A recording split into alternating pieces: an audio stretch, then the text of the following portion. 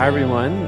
Thanks so much for tuning in. My name's Tom. I'm a mixing engineer, recording engineer. I'm Liam. I'm a saxophonist and composer.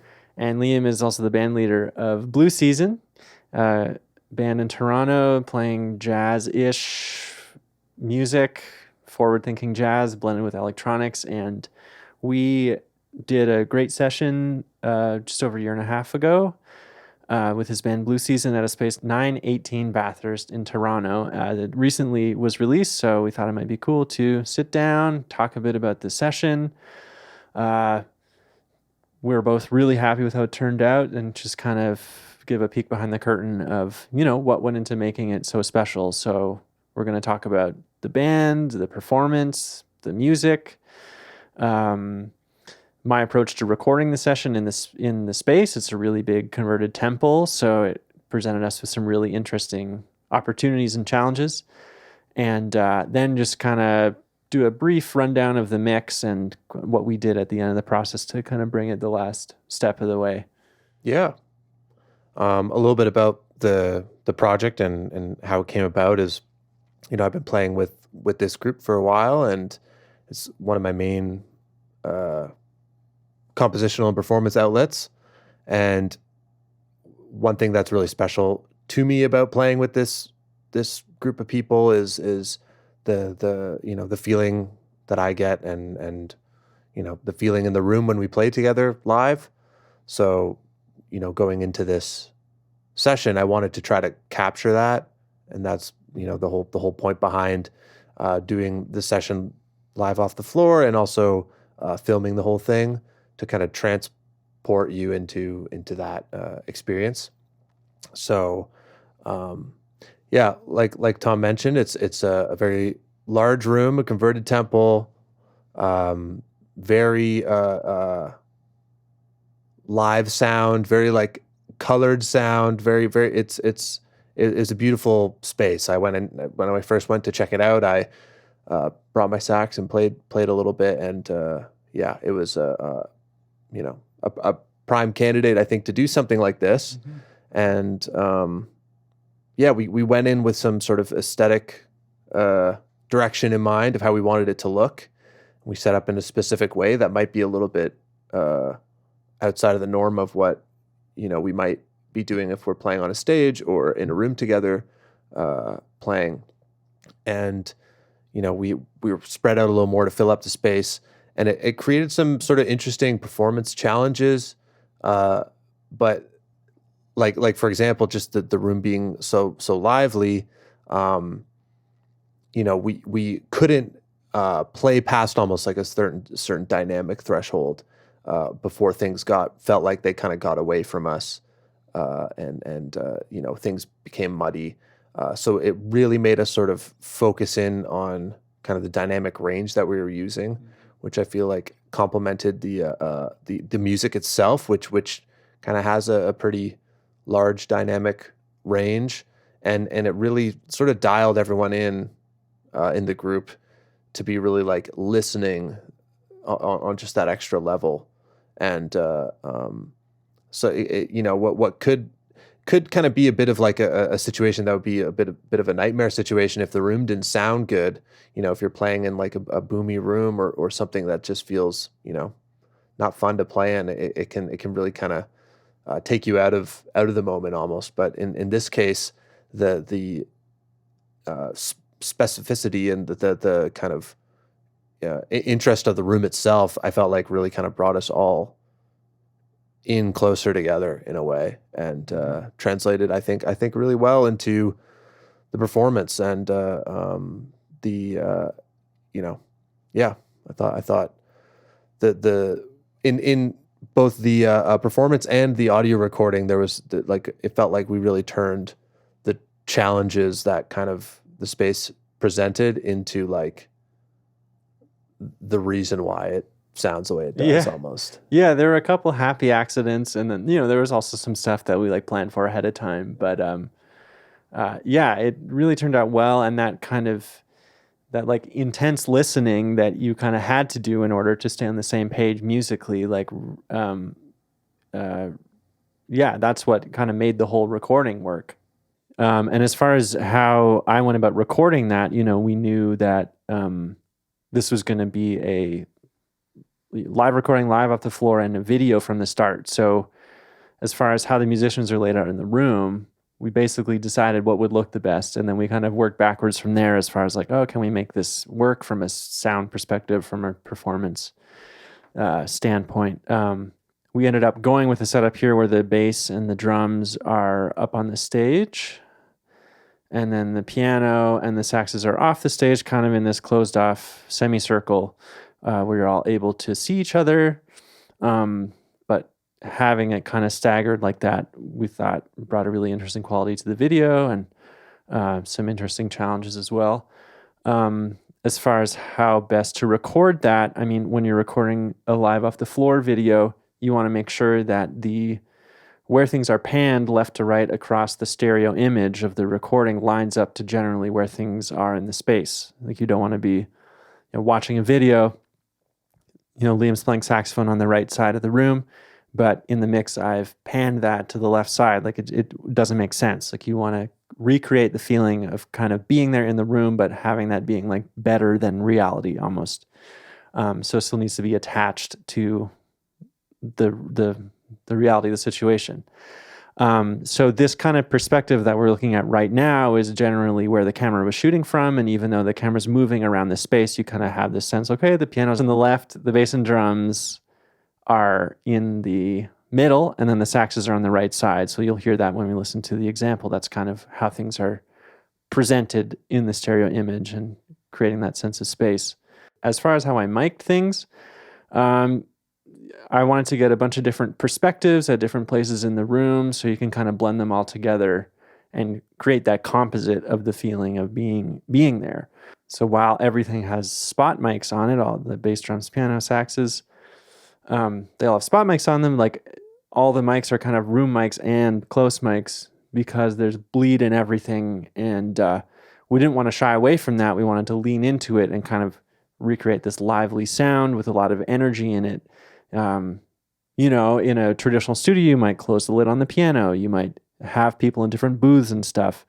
But that's definitely not what we were doing. So we decided to lean right into it. And it really turned out super well.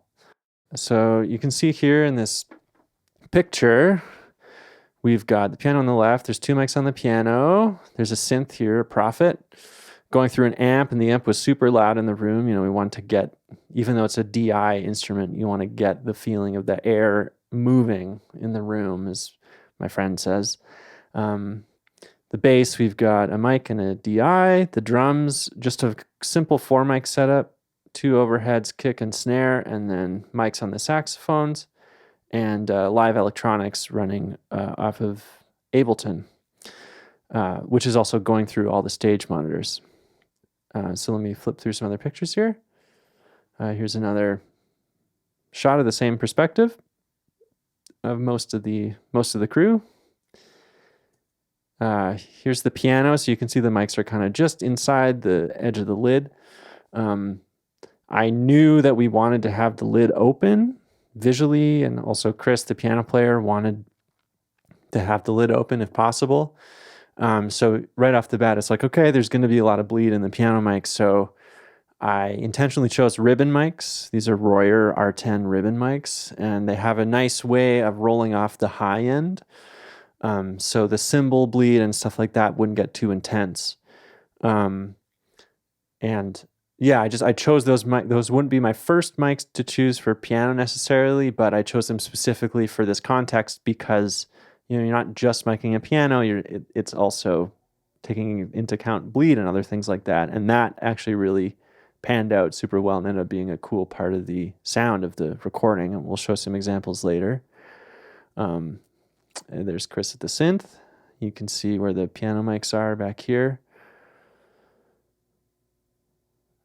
Here's the bass and drums. We've got the SM7 that I'm speaking into right now on the bass. Probably wouldn't be my first choice of bass mic, but for this context, it was really helpful because it rejects bleed really well, as opposed to a condenser mic, which might give you a better sound, but would be way less useful in this context. And we've got, the overheads. You'll notice the overheads are really far away from the drums because you want to give, especially in a big room, you want to give the instruments, all the instruments, a chance to fully develop in the air of the room. So, moving far away from everything. The sax mics are also quite far away from the saxes. It really worked in this space. You can see the drum mics here. There's the kick. Here's a mic on the snare. And then the overheads up there. And here's a good shot of the sax mic. I'd say Liam's probably 2-3 feet away. Just trying to get a overall picture of the entire instrument as opposed to like a focused, intimate thing, because that's not what this is. It's a huge room. And there I am in my cool little sunroom across that was off the recording space. So that's generally where the mics are and my approach with that. And we can show some examples, some listening examples. I think the most striking example is the piano mics. They're the most unexpected thing where ahead of time I was like, oh, I don't, it's going to be a lot of bleed. I don't know, like we should really close the lid. And then we just kind of went for it and it turned out really well. So I'll just play the start of the song here and I'll turn the piano mics on and off. Make sure you listen to the sound of the drums because that's the main thing that's like bleeding into the piano mics. And it's like it's a different perspective of the drums. So you have like the close mics on the drums, if those are our anchor, and then the piano mics, piano is like further away from the drums. And then there's also room mics even further back outside of that picture that we saw. So you're kind of blending these different perspectives together to create the best possible combination.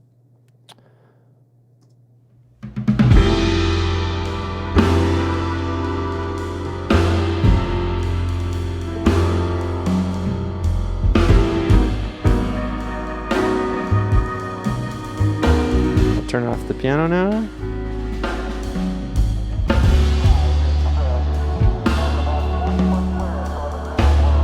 So listen to the drums.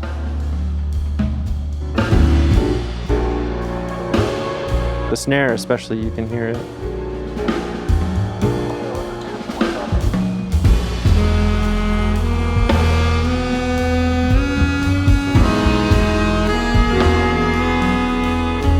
And I'll just solo the piano too.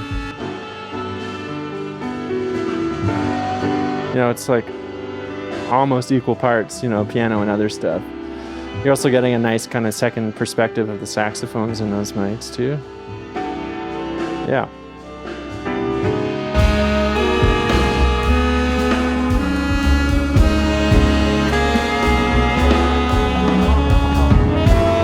Yeah. So kind of a happy accident almost. The other cool thing about kind of having the instruments laid out in this way, the piano on the left, the saxes on the right, is that you get bleed from the drums kind of across the whole stereo image. So there's like bleed from the drums on the left, bleed from the drums on the right. Mix that in with the close mics on the drums and it all kind of evens out in a cool way. Yeah, anyways, so that's kind of the approach of recording the thing, capturing it in the coolest way possible, and finding that nice mix of like definition that the close mics give you versus, air and space and ambience that comes with the bleed and the crosstalk between the different things. And I think the way the band was performing, kind of as Liam was mentioning, really led itself to this interesting thing where because if the musicians can't hear themselves in the room while they're playing, then it won't turn out well on a recording like this where you're trying to kind of capture a general, like an overall picture. It's not quite recording an orchestra with like 3 mics, but if the drums are too loud, like if Eric's playing the drums too loud in this situation, like it's just going to ruin everything, So the way the music's written, requires a lot of listening and intention and like hearing what's going on around you, and that really just helped everything work out in the end in this very cool way. There's also room mics, which are further back from that first picture that we saw. Let's just listen to those briefly. We'll listen to everything, and then I'll mute the room mics and bring them back in. So they're on.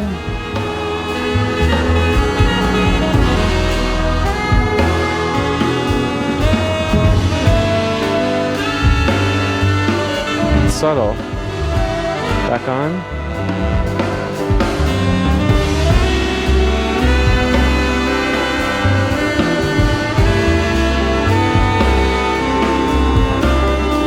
I'll turn them up to exaggerate.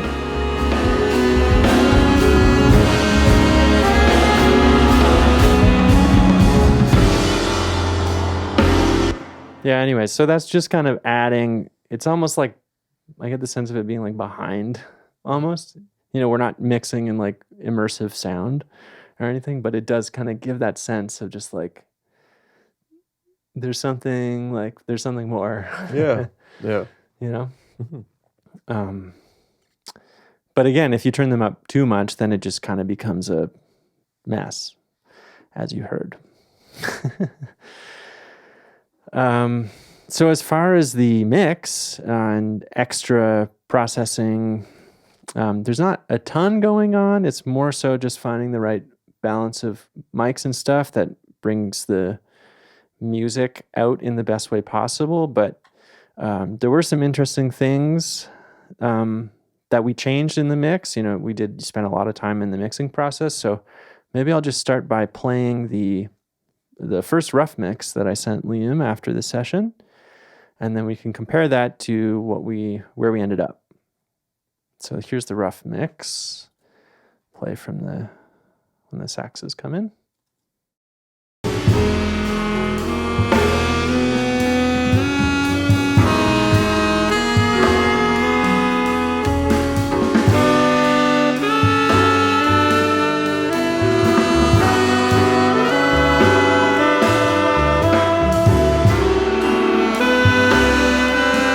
The final mix.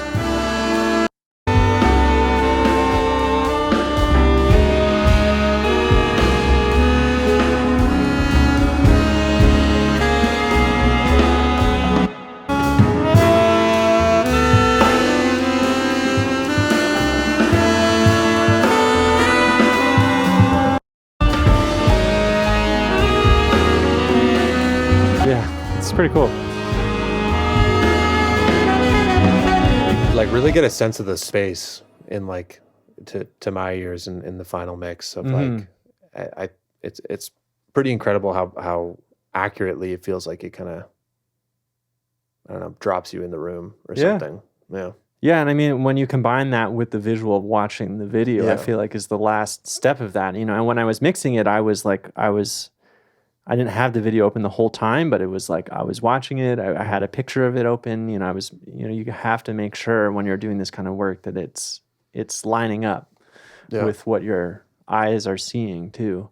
And I just want to show a couple things about the mix in a little bit more detail that I think are cool. In general, the goal was to do as little as possible and kind of let the mics speak for themselves. But there were a couple pretty cool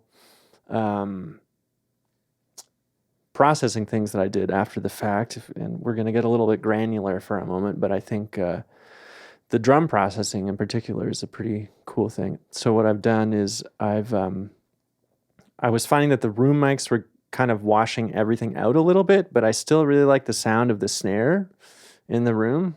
So what I did is I put a gate, a very light gate on the room mics that opens up.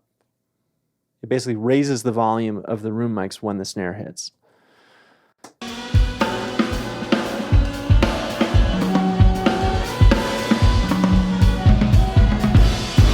And that's what this plugin is doing.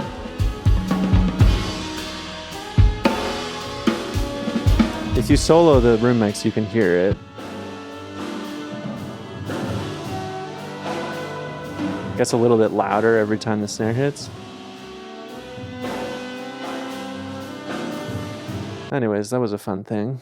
But I wanted to show the kick drum because I think that was actually a really interesting thing on the day of, where Eric, the drummer, and I were having a conversation. This being a jazz-ish project, he brought a like very highly tuned kind of like bebop kit.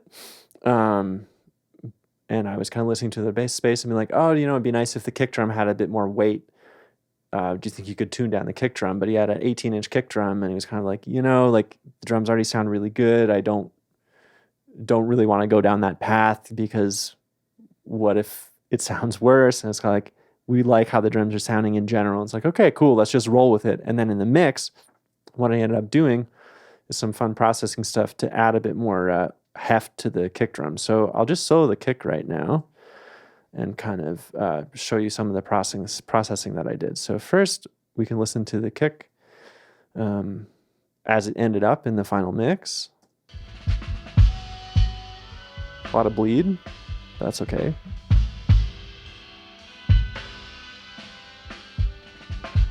Now I'm going to turn off all the processing.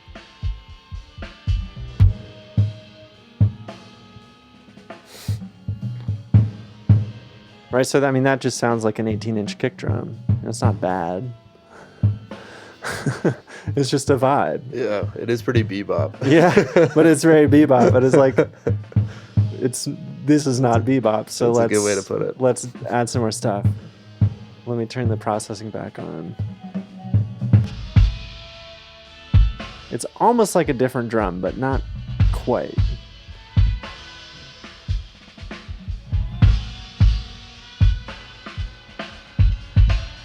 So let me just quickly walk through the plugins here. So we've got a EQ that is just cutting out the low end and the high end a little bit, doing a bit of tone shaping. This is a kind of a gate similar to what I'm doing on the room mics, but it's just turning down the high end when the kick is not playing, so we don't get a lot of cymbal bleed. Let's just listen to that. So if I bypass the plugin, we just get more cymbals. Yep. And that's super important, actually, when we start getting into what I added after.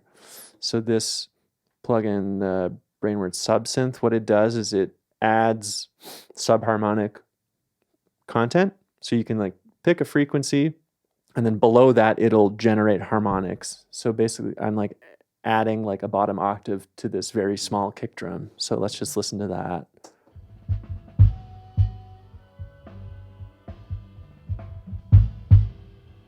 So it's on, off.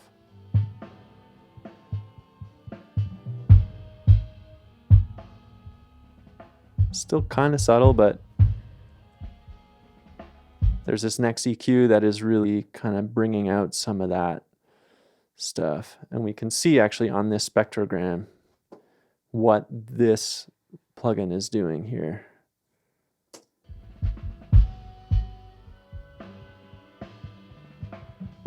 There's this whole area when I turn the plugin back on, it's just adding this bottom octave. And then with this EQ, I'm bringing out even more of that. Then I added a bit of saturation. This is like a multi-band distortion plugin. So I can add more distortion to the top end to get more attack, and then leave the bottom end more or less untouched.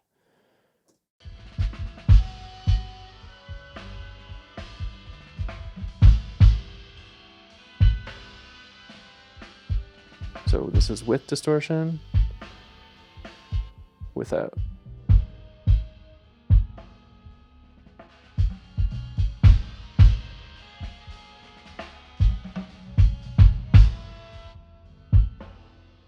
That's kind of where you're getting most of the attack from. This is also why it's super important to have this plugin here to kind of cut out some of the high end. Because when you add distortion, you add a lot more excitement to the high frequencies, and then pretty soon it can also kind of start to fall apart.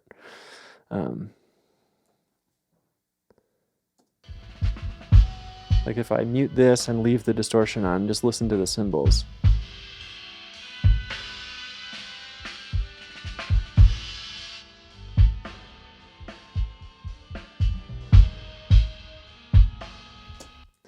And then just a bit of compression and a bit of more compression, very subtly. So let's just listen to the drums, and I'll turn off all these plugins again and then back on.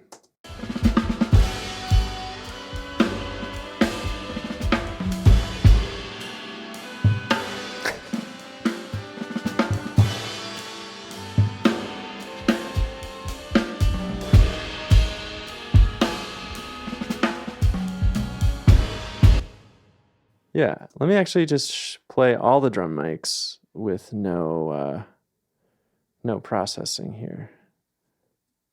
Oh, not that. There you go. All right, it's a lot quieter, so it's not a great comparison, but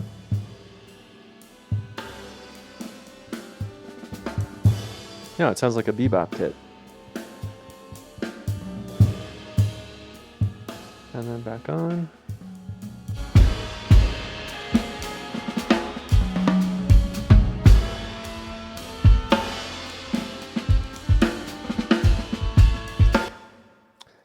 Yeah, and then otherwise, in terms of processing, we could spend all day talking about it, but in general, in the mix, I was kind of leaning into kind of more heavy-handed stuff, like not shying away from compression, not shying away from distortion, and that kick drum is kind of a microcosm of the approach that I was taking on a more overall level. Like usually when you're recording acoustic music or jazz or classical music and stuff like that, you want the default can be to capture everything as clearly as possible and have like really detailed everything. But we're already not getting that because we're recording in a giant room with no headphones. So it's kind of adding processing here and there to like enhance what we already have. As far as the rest of the mixing goes, it's pretty light-handed. Just general kind of, let's look at the piano mix real quick. There's some soothe. This is probably getting rid of some of the cymbal bleed.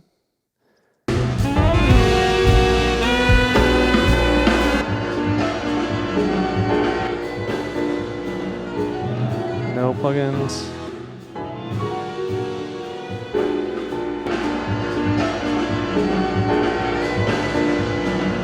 Yeah, so I mean, it sounds like a big change, but it's a bunch of little changes, like a little bit of this to control the cymbal bleed, a little bit of utility EQ to clean up the mid-range, some subtle distortion that I might not have even been using, and then this kind of more broad strokes EQ to add some top-end attack, and then just a bit of compression, nothing crazy.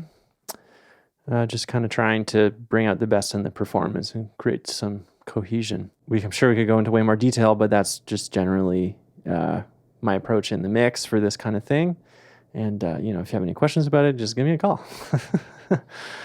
Yeah, and then the reverbs are quite long. This is my short reverb is 1.2 seconds. It's usually my short reverb is usually more like 0.5 seconds.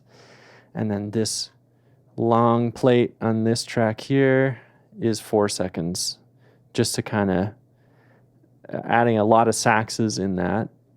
And actually, this is getting automated over the course of the song as well. And actually, the effects are going to the reverb as well, which might not make sense because there's already a lot of reverb on the effects, but I kind of wanted to put them in the same space as everything else. And I find that helps a bit with that. So the last thing mix-wise I wanted to talk about is all this automation here, all these lines, that's volume automation. So especially between the two saxes, there's a lot of interplay over the course of the song.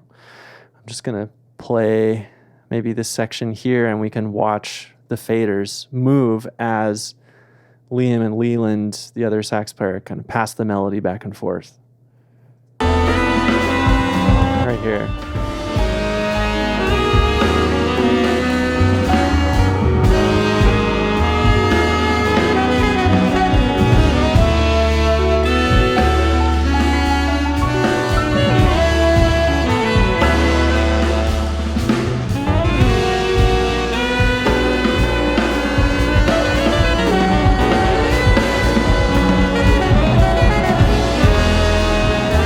Yeah. So that's just kind of generally going on with everything over the course of the song, kind of trying to like move with the dynamic shape of the music.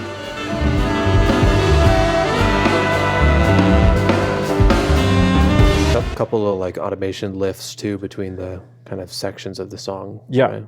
totally. Yeah, you can see here it's kind of subtle on the drums, but this is like a big build into the next section.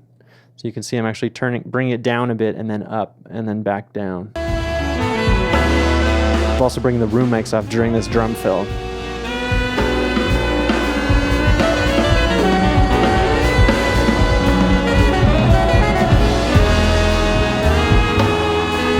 You wouldn't necessarily pick it out when you're listening to it. You kind of want to maintain the feeling of it being natural.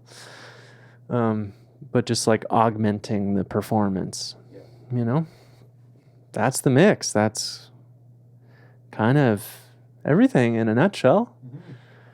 Do you have any questions about it, or if you want to bug me about plugin settings, send me an email or something. And I implore you to listen to the whole EP. It's a beautiful set of music. And it's Blue Season on YouTube. Yeah, Blue Season on YouTube, Spotify, everywhere. This whole session, it's I think we're both really stoked on how it turned out, and I personally definitely want to do something else similar to it because of how well it turned out, and I think it's compliment. Yeah, everything worked out really well, and it complements the music really well. So, I guess look out for more live session stuff in the future. Yeah, really exciting way to make a record. Get everyone in the room, play some beautiful music, and try not to mess it up. But thanks so much for watching, and go listen to the record. Thanks, everyone.